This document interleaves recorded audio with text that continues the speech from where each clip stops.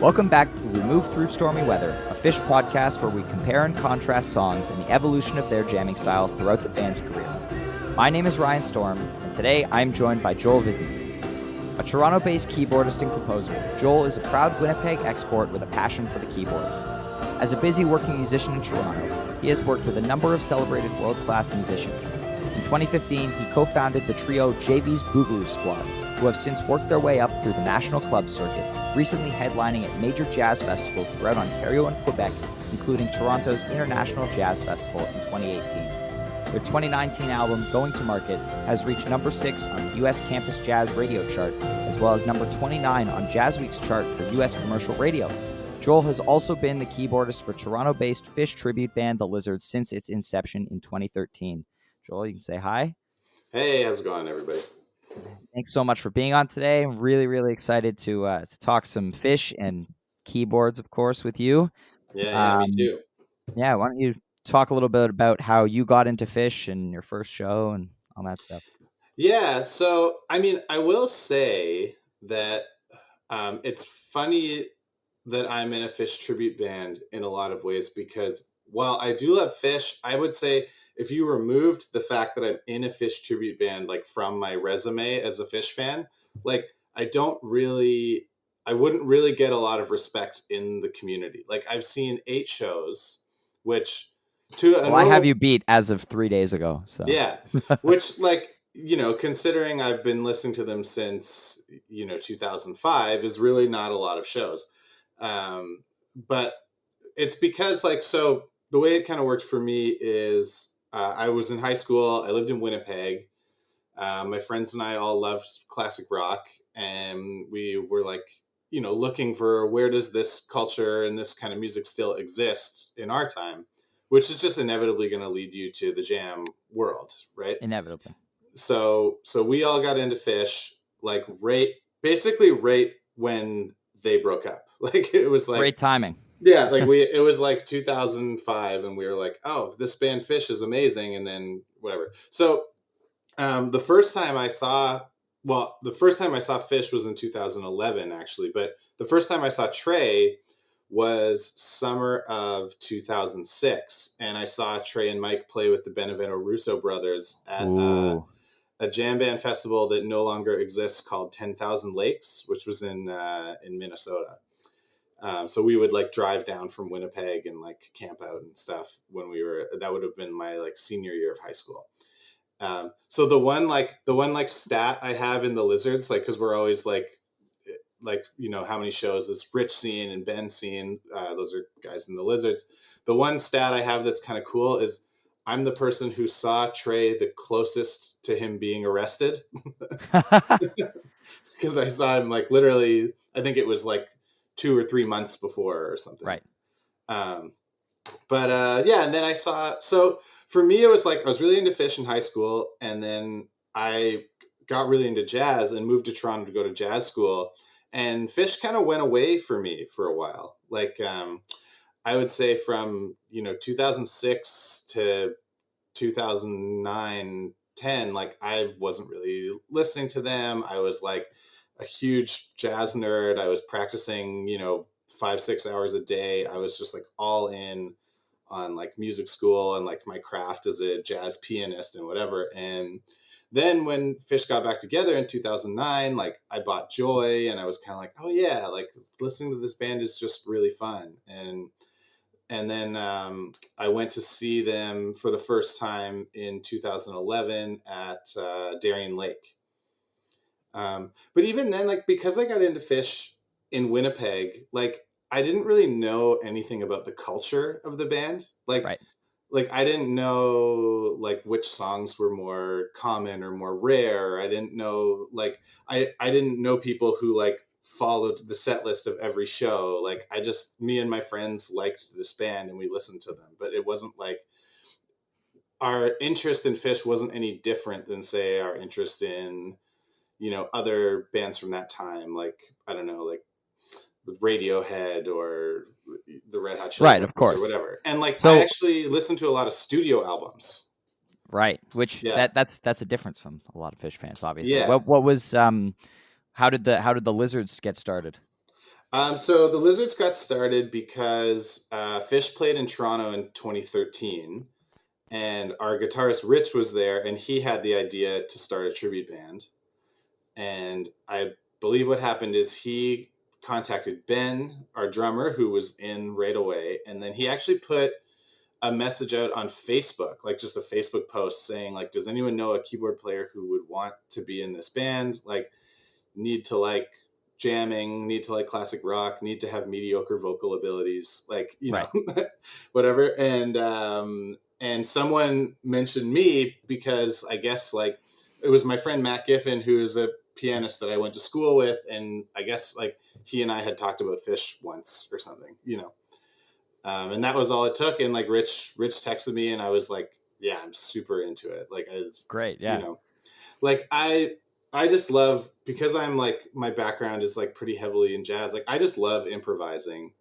And to me, the idea that I would get to be in a tribute band, but where the majority of the show is just us improvising, was like, it just sounded like a dream to me, Yeah, and for those of you who haven't heard of or haven't listened to the Lizards, they're absolutely my favorite Phish tribute band out there, and they capture the energy of a late 1990s Phish with some absolutely incredible jamming. So definitely check them out. Oh, thanks, man. I think if there's something that makes us different from the other Phish tribute bands, I would say it's actually the fact that we're not all like the most diehard Phish fans. Right. Especially our bass player. Like, I think all of us are musicians first and Phish fans second, because like we're all professional musicians who play other gigs, play other styles of music. And I think it makes it so that like we're not so much trying to be Phish as we are trying to be us playing Phish music, if that makes sense. Like, yeah. And not to say that that makes us better or worse than other Phish tribute bands, but I do think it makes us different. Yeah, I know, and it's really cool to watch you guys. You may not be like the most diehard Phish fans, but watching you nail all the compositions like Foam or Fluffhead or Yem or stuff like that it's really, really cool. So yeah, I'm just too like I just have that like perfectionist part of me where like when I'm learning those songs, I'm like no, like we can't half-ass this, like it's and gotta be good. quick keyboard nerd question: did you have your Rhodes and your clav and all that gear before you joined the Lizards, or did you get those instruments for the band? No, so the Lizards, as the band developed, we all just kept buying more and more gear. Like if you had been at our first show at the Comfort Zone in 2013, I was playing 2 keyboards. Right. I was playing a Nord stage and I was playing a Korg SV1, and like there was no analog gear on stage. There was no nothing.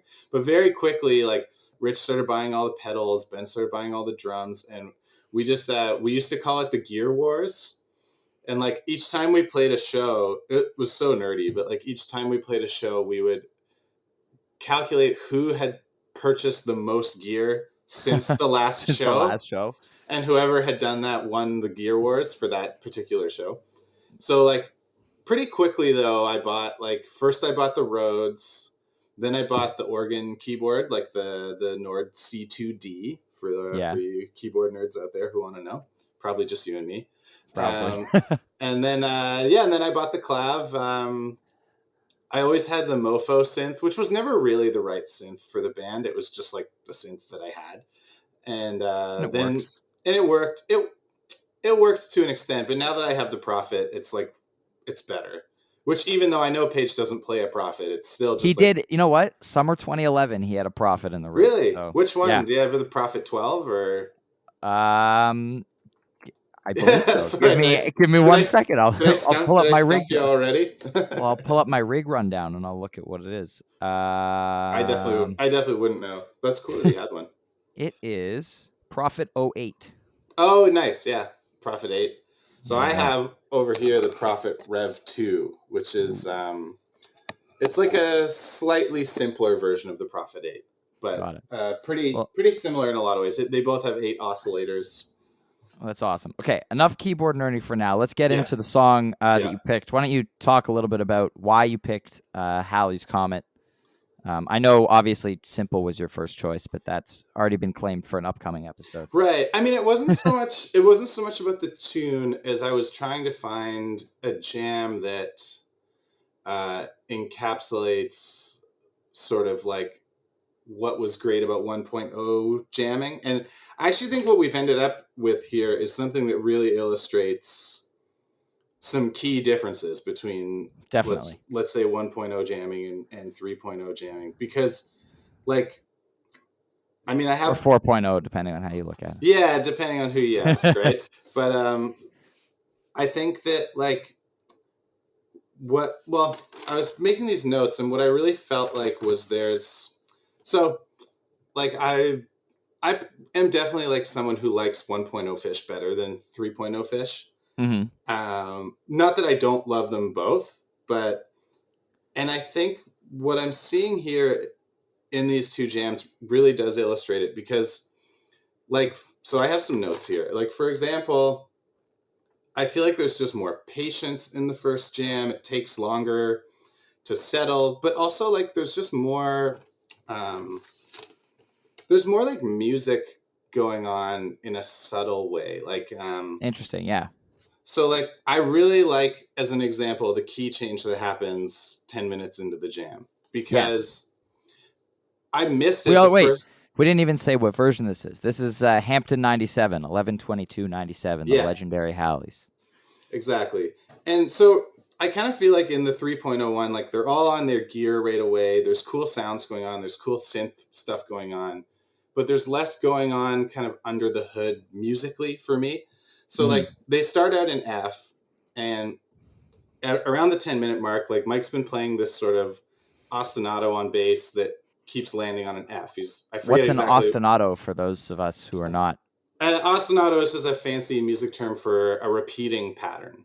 Got it. So like if you're playing the same thing kind of over and over again, like he's playing something like doo doo doo doo doo doo doo doo, or something like that, and he's Mm-hmm. doing doing his mic thing where he's kind of got a part and he's making subtle changes to it here and there, but like he's sort of like riffing around a motif or an ostinato, but he changes the note he's always landing on from F to G. And what I really like about the way Phish improvise is I feel like the way I think about it in my head is that someone makes an offering, and then Yeah. someone else in the band can choose to accept it or not. So 10 minutes Yeah, and in. I've heard that a lot, especially this past fall tour. I don't know if you've been listening to any of the shows that have been happening, but there have been modulations all over the place. Like Yeah, on the this past Saturday night's show in the 15-minute No Men in No Man's Land, I think there were 5 or 6 modulations in it. right. And it's cool to Which listen to. Trey might suggest a modulation or Paige might suggest it, and sometimes they all go for it and sometimes they don't. Right. So there you can hear, so they're in F, like I'm gonna get like real music nerdy. They're in F mixolydian, right?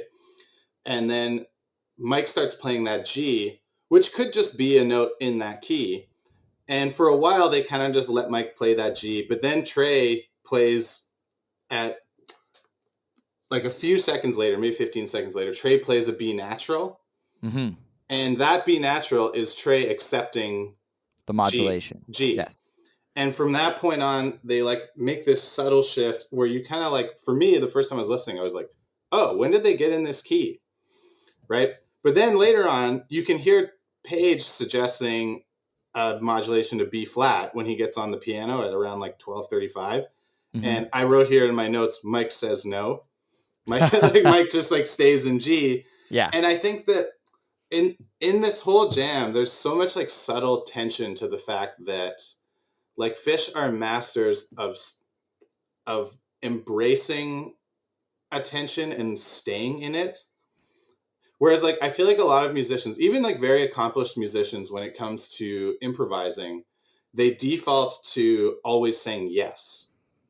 Mm-hmm. Right. And it's like, oh, are you suggesting a new key? Okay, I heard that. Let's go. And the beauty of Phish is that they don't always say yes. And sometimes they live in that tension where they're between keys. They're not in a defined place. And it makes it that much more satisfying when they settle. Yeah, that's really cool. And I think, Mhm. you bring up a lot of good points about this one. The version I picked, obviously looking at Halley's Comets in the modern era, there aren't nearly as many to choose from Sure. that hit this level. But I picked the Hershey version from this past summer, 8/11/21. This jam to me is the best Halley's we've seen since they returned in 2009. Mhm. And I actually, the point you made about the patience in the Hampton one is actually, I think they're a little bit too patient in this jam. It's something again, one of my many takes that I'm going to get crucified for on the internet Yeah, here. we've talked about this before. Yeah, Yeah. especially the like 97 era, like you don't like when they're just kind of sitting on something and you feel like 3.0 they're a more mobile jamming unit. Yeah, and one thing I notice here in the Hershey one especially, the Hampton one is very driven by Trey. A lot of what happens is him shifting the Mhm. mood with something he does. Like obviously you mentioned Mike suggests that initial modulation, but Trey's the one that is like, okay, let's do that. For And sure. that's how it takes off. And a lot of the mood shifts in the jam are because of something that Trey does. In the Hershey one from this year, it's Page is obviously way out front. Fishman is absolutely driving as supposed to. I feel Mhm. in the Hampton one, his drumming's still incredible, but he sits on a very similar groove for the majority of the jam, which isn't a bad thing. It serves this jam really, really well. I just think what he's doing in the Hershey version is just obviously they're all more lead players now, I think, than they were 24 years ago. Well, I think what you could say about them is that they used to be like Fish used to be a dictatorship and now they're a republic, like Yeah. they're Yeah. an extremely democratic band. And it's funny because like to me this debate doesn't really come down to like what's better or worse. It does just ultimately come down to what you like. Right. And I think I've always said this, but um I like things in music that I would never like in politics, for example. Like, I don't Hmm. think dictatorships are good in the real world, but I Yeah. actually like what dictatorships do in music in terms of like, I feel like when one person is in charge, everyone's like, it's just like efficient and everyone knows their place. I love what Mike and Paige do in the Hampton show Yeah. because it's clear that it's clear that Trey is ultimately going to decide where things go, but his decisions are all being informed by his bandmates, and Yeah. the choices they make within that structure still produce something really cool. Like, for example, at 17:15 of the jam, I have all my notes here. Hmm. Um, like they go to B flat and they start doing that shot kind of where they're all hitting that big B flat, Yeah. but Page is still on the clav and he's playing this stuff that keeps them in like a Lydian mode, which is like a major scale with a sharp 4, if anyone's interested in what I'm saying. But and like I just love that. Okay, so obviously like Page wasn't able to decide that they were going to start doing this B flat thing, but he gets to color it in a really interesting way still. And sometimes the really democratic approach that Fish has now, it it lacks like that fire and that like focus of like Trey just being I'm like I'm taking you all on my back and we're going somewhere. Yeah, I've heard the metaphor used that just he's just whipping out his dick in the middle of the jam and just being like, "This is what Yeah. we're doing." Well, that does happen. I would say in the middle of the jam. I think Hmm. they're around 14 minutes. Like Trey's youth really shows, and Yeah, I can really hear him being like, "This isn't interesting enough. I need to start shredding." And that happens about halfway through the jam. yeah. I will say it happens much more smoothly in this jam than in some of the other big Fall '97 jams where he does it, like the Yeah, 11/19 Wolfman's. right. There's a moment in that jam where he just kind of abruptly starts shredding, and it doesn't really work with the other band members aren't ready for it. Yeah, I But agree. in this jam, it works. It works well, I think. And you know, while Trey is still out front, the other guys you mentioned are playing their support roles so well. Like that moment where they drop into that different kind of groove around 15 and a half minutes, where Trey and Paige are both playing these staccato notes and Paige is playing like the muted clav. I think it's a really cool moment of interplay. I love that part. I love that part too.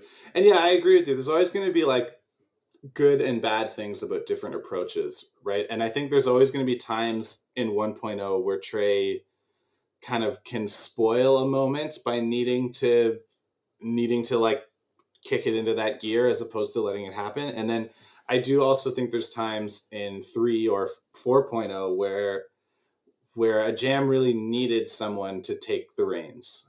And because no one does, the jam just kind of goes, or just doesn't reach a point that it maybe could have. Right.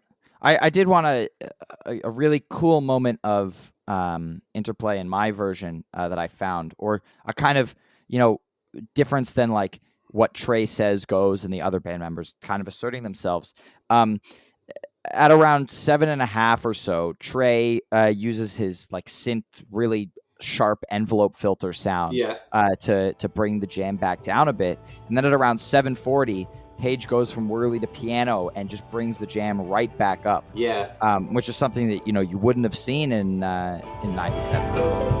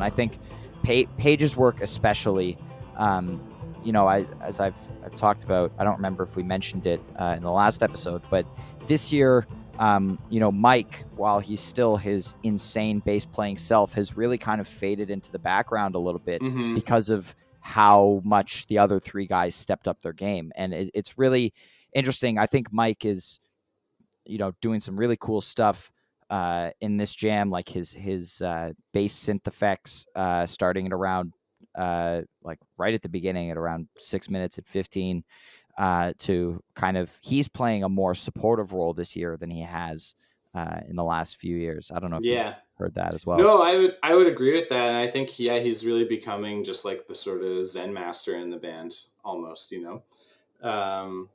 and no, I totally agree with you about all that stuff. I think Paige really shines in this Hershey jam in a way that he doesn't really get to in basically all of 1.0, and it's cool to see. I guess I still just think Trey was just he still is such a great musician, but like he just had so much to say in the 90s, right?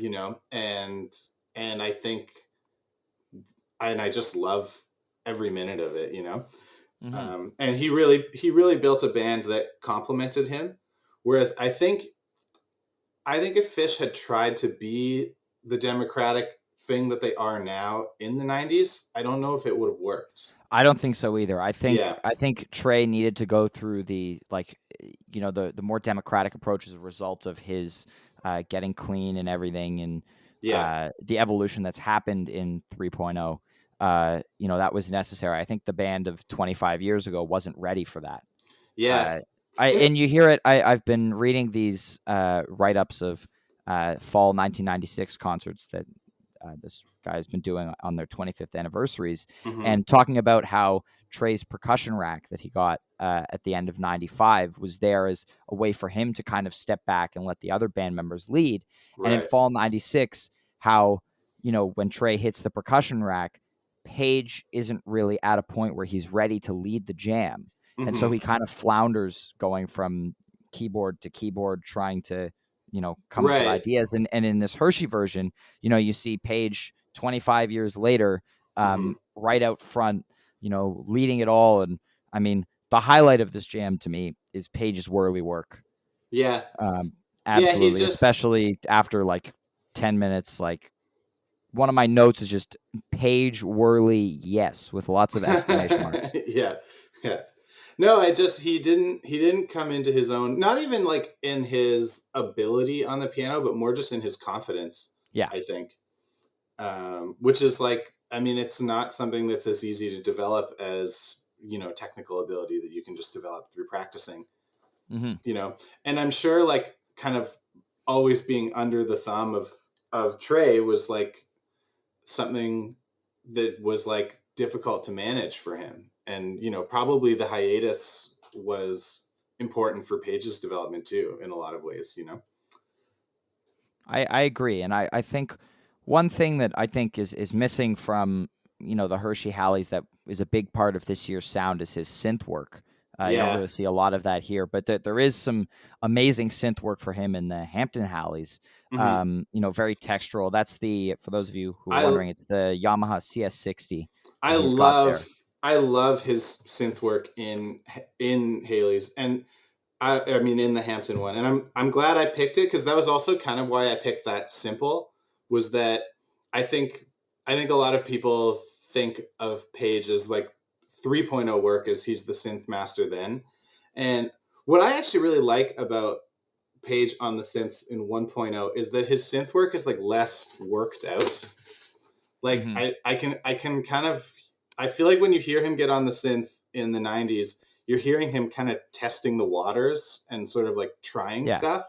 Well, especially here, he's only had the synth in his rig since the beginning of the summer of that year. So he's still feeling out, what its role in the band is and how he's going to use it. Yeah, and right when they get in that Bliss section, and it's very spacey for a long time, and Trey's just kind of noodling, but then they kind of like hit this big sort of Nirvana moment around 2035, and Page brings back the synth sound he hasn't been using for a while, and it just like everything just locks in that moment, and it's because he chose that moment to get back on the synth, I think. Yeah, and I think at that point it also kind of turns into, around 21 minutes, it kind of turns into a little bit of a wingsuit jam. Obviously, the song wouldn't exist for a very long time, but it sounds like they could drop back into that song at that point perfectly. Totally. But then he does something, and I'm going to get like keyboard technical again and like get all your listeners to turn off the podcast.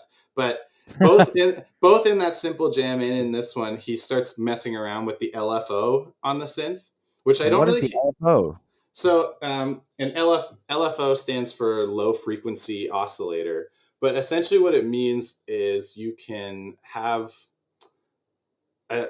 you can take an aspect of your synth sound, like say the high end part of your synth, or even just the volume of your synth, and you can sort of make it rapidly go like from high to low at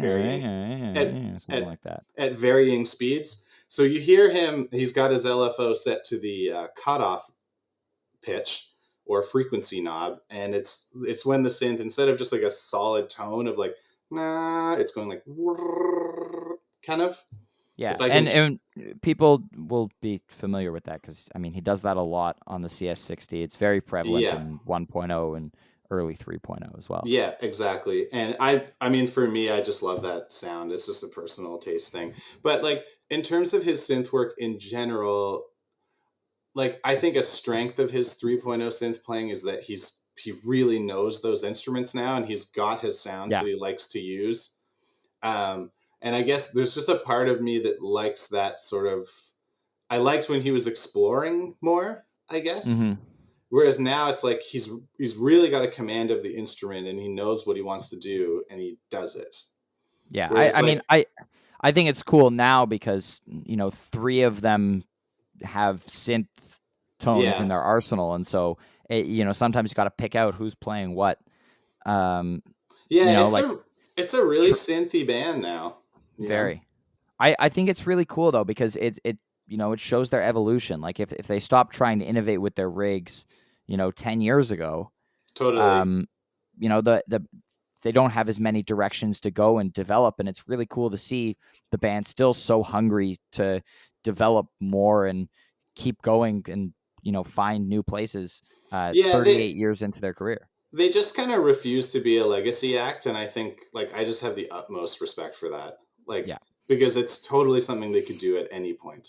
I will say, have you listened or have you been following the fall tour the last couple of weeks? A little bit, but I gotta say I haven't been listening to every show for sure. I've just gigs have kind of come back in Ontario right now, and I'm just super busy playing. Right. Well, one of the things that they've been doing, the last week and a half that they've been on tour again, is kind of throwing conventional set list placement of songs out the window. Right.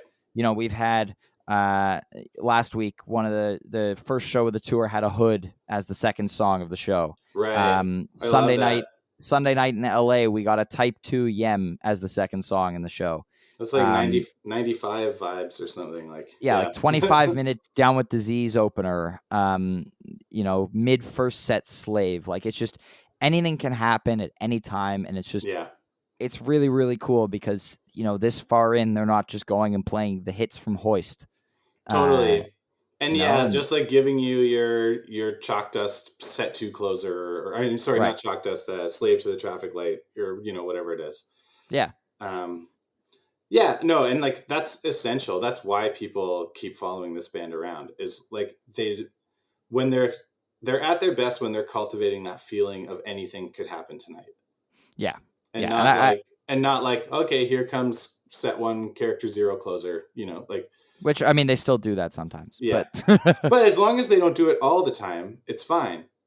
Yeah. I think one thing we're always talking about in making our set list, and I'm always hammering Rich about, is I'm if you never do what's expected, then you're also predictable.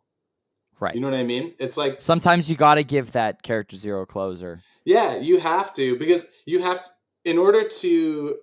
in order to defy expectations, you have to establish them. Right. Right. So it's if it's just chaos, then it's just chaos. But if you have songs that are somewhat more commonly set closers, then it's interesting when they're not. You know. Right. Yeah. I think so. For the Lizards, do you guys write a set list before, or does Rich call them? No, we used to have set lists early on when we didn't know as many songs, and when there was a good I would say the first 2 to 3 years of the band where every time we played a show, we were entirely playing songs we hadn't played before. Oh, because it was we learned a whole show of music, and then next show, let's learn another whole show of music. But then we got to a point where we just have this repertoire, and that's pretty much when we started touring the US and playing more shows. It was we can't have set lists for every show. Speaking of touring the US, do you guys have any tour dates coming up? So there's some big announcements coming very soon. I'm not sure I can actually confirm anything just yet, but it's looking like we're going to be leaving the country in December. If you're in the Northeast in December, watch out. Yeah. The Lizards are coming. Stay tuned to their social media. Looking at some New York State dates, some Vermont dates, possibly even some Ohio dates, some Massachusetts and PA dates. So not sure exactly what's going to happen yet, but we're coming down for sure. Awesome. Anyway, sorry, back to what you were saying about the set list. Oh yeah, no, just we talk about, we might have a bit of a conversation about openers before we go on. What do you guys want to start with? Or just are there any songs you guys really want to play in this show? And we'll have a bit of a conversation. But once we're on stage, it's just Rich, Awesome. Yeah. Yeah. It's cool to have that go-to. And I know, I've seen you guys, I think I've seen one full Lizards concert, and then I saw the first set of one when I was 14. Right. But yeah, it's just, it's really cool to watch you guys on stage, because it's clear, do you guys, it's clear you guys all practice the music a lot on your own, but do you guys have lots of, practice sessions, whether you're just jamming or rehearsing all the material together in advance of a show? Yeah, we definitely rehearsed more in the early days than we do now. Mm-hmm. But we still rehearse quite a bit. Like if we have a show coming up, like we're going to rehearse, 3 or 4 times for sure. Mm-hmm. But at this point, we're not really rehearsing jamming. Right. It was something like that was important early on. Like we had to figure out like how do we do this and How to do it. Yeah. and also like there's a lot of like there's actually a lot of like structural logic to Phish jamming, and it's different for different songs, right? Mm-hmm. Like you can't just say it's all jamming, because like an ocelot jam is is often very different than say a twist jam. And Right. like and there's certain jams like Harry Hood or Slave to the Traffic Light or whatever, where like, not that we have to be locked into this, but there is something that audiences are kind of expecting it to do. Mm-hmm. Or like Reba or something like so we kind of have terminology that we've developed where like some jams we call green light jams. Yeah. Meaning anything goes. It can change keys, grooves, tempos, whatever.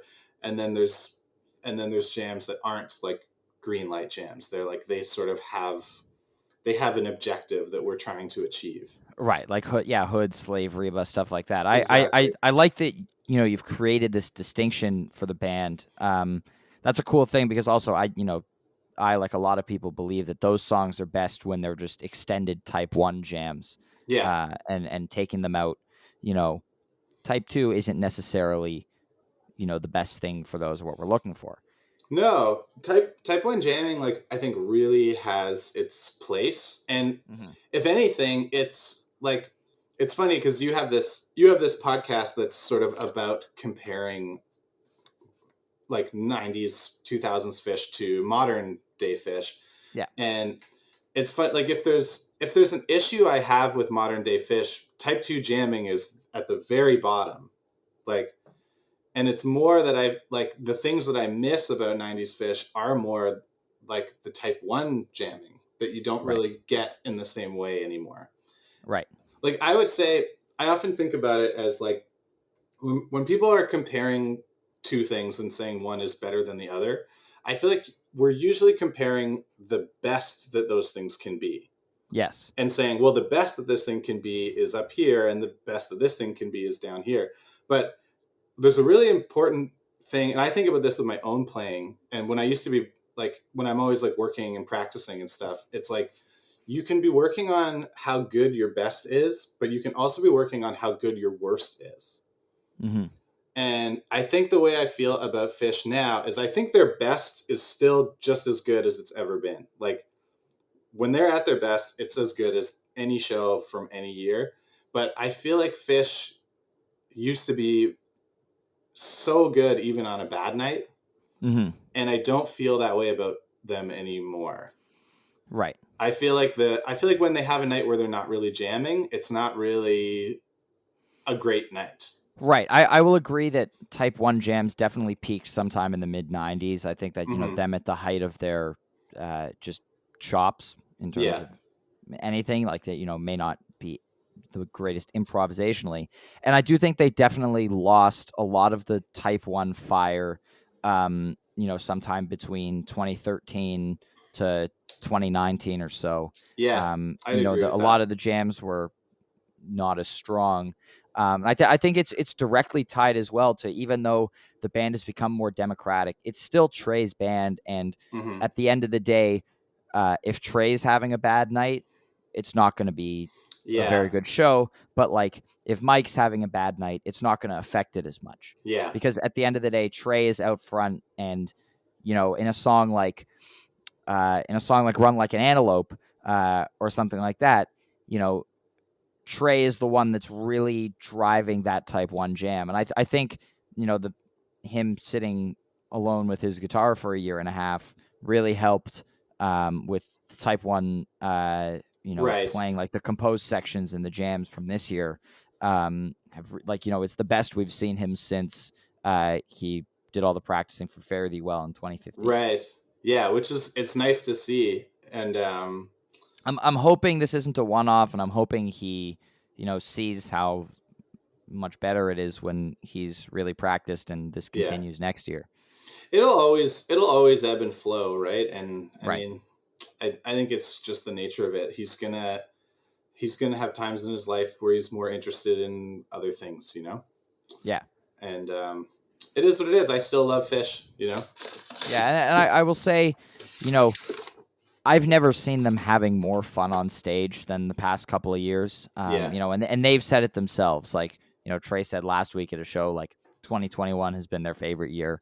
I think it's just so many things in the band. Like, I think they're all happier together with the democratic style of jamming. For I sure. think they also, since the breakup, I think they've also had a policy of like not critiquing each other's playing or jamming. I think really Mike is the only one that really openly, at least, will go back and talk about jams that they've played. You never really Right. hear Trey or Paige or Fishman really going back and talking about like, oh, like this was something I really liked. This was something that wasn't great. And I don't know if you've seen, but like Mike will frequently make, after a tour, he'll make a playlist of some of his favorite jams. Right. Like he said, his favorite jam from the Baker's Dozen a few years ago, which was the Sense and Subtle Sounds, which is one of my favorites as well. And it's just interesting to look at the difference between not only in the bands playing on stage, but how we perceive them just when they're not playing their instruments. I think there's more emotion happening on stage from them. Like, I think Trey had this shit-eating grin all the time in the 90s, like, I'm about to rip your face off with this guitar solo. Yeah. But now there's just more pure joy coming from all of them, I think. And I think that's a really important like thing to recognize, is that like we're watching people who are like really healthy and like, and there's a lot of love, and they've probably dealt with maybe some resentment issues that may have existed. They've dealt with substance abuse issues, and like, and I don't want anyone to be like unhappy or unhealthy or living a lifestyle that's not good for them because it produces a musical outcome that I like, like Right. I would way rather that like they're making music from a place that's good for them, because I think that's ultimately good for everyone, right? Yeah. Like I think the scene is a lot healthier in a lot of ways too, and I'm sure like just who they are as people now is a big part of that.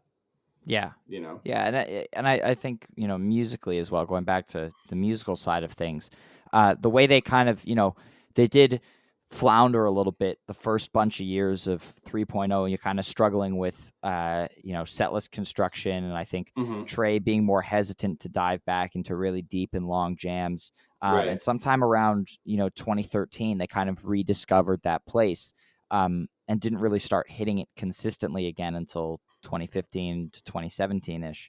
And I think there's a big difference in, obviously, 10 years ago, like if you look at a tour like fall 2010, there's not really much in the way of crazy long jamming, but the playing is tight. The type 1 energy that you were talking about is there, and there's lots of antics and fun and stuff. And so that's still considered a great tour of the era, despite the fact that the only song to break 20 minutes in the year of 2010 was Yem.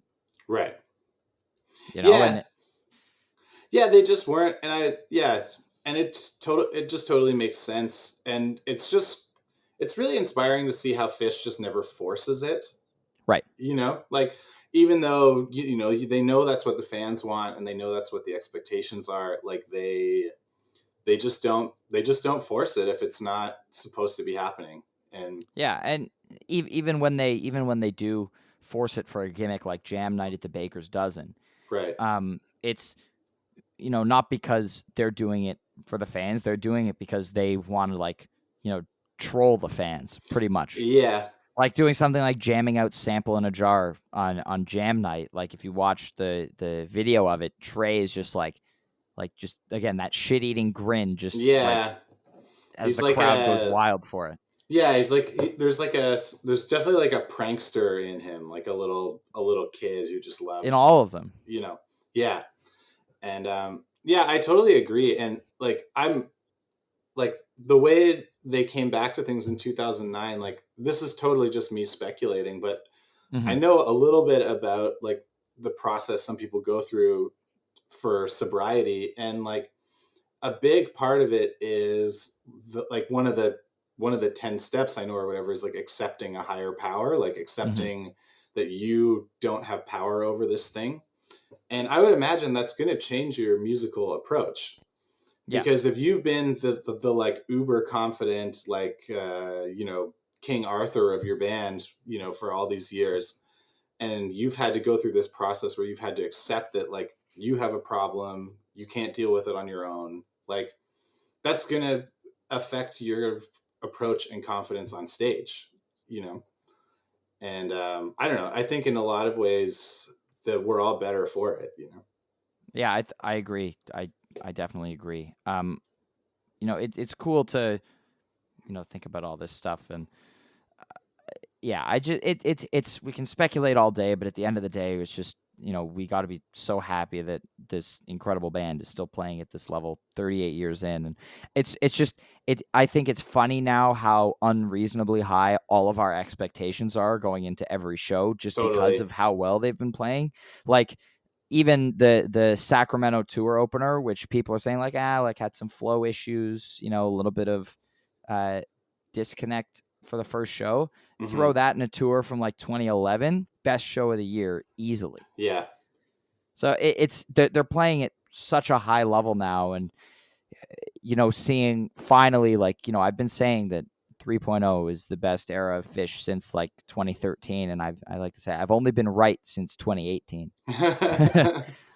But it's cool, and I never thought, I talk about fall 2018 incessantly, and I never thought they would play another tour that would eclipse that, but I think this year has finally beat that for me. Obviously, the year needs to finish out, and I need a little more time to digest and think about it, but I think it really, 2021 might be my new favorite year of Phish ever. I think the ground that they've covered this year, the differences in jamming spaces, like, getting back to a lot of the dark jamming that we haven't seen as Hmm. much, like, not just using, like, people laud a year like 2015 as being incredible, but I think a lot of the jams that year use a very predictable, bliss jam, major modulation Yeah. shift, that's very frequent, and a lot of the set lists are very predictable. Um, and that's something, again, that I mentioned earlier about the set list unpredictability this tour. It's just anything can happen at any time, and it's awesome. The LA Woman bust out on Sunday night. First time played since 12/30/03. Right. Crowd went nuts, right? Like it's just stuff like that. Anything can be Totally. played. Nothing's Yeah, or off the like table. 1999 at the Powder Show. It's Yeah, just like what? Yeah, and yeah. that's, I mean, yeah, that's what just makes it so special. Totally. And tying it back to our topic at hand, the resurgence of the Halley's Jam Hmm. in the last couple of years a little bit. It was basically non-existent in the 3.0 era. I think there was one or two in the first couple of years, and then Halley's was relegated to like a 5-minute song until Halloween 2018, when it was jammed out a little bit, and then at the end of 2019 they started taking it out again. And so seeing this Hershey version this year, and I'm hoping on the horizon we've got another 20-minute Halley's coming up, because it's such a good jam vehicle, evidenced by all the amazing 1.0 versions, like the Hampton one you picked. I think the Hershey one from this year is just a taste of what the song can do. Yeah. Hey, I hope you're right. That sounds awesome. Yeah. Yeah. I mean, I think this feels like a good place to wrap up. Thank you so much for being on the podcast today, Joel. It's been such a pleasure.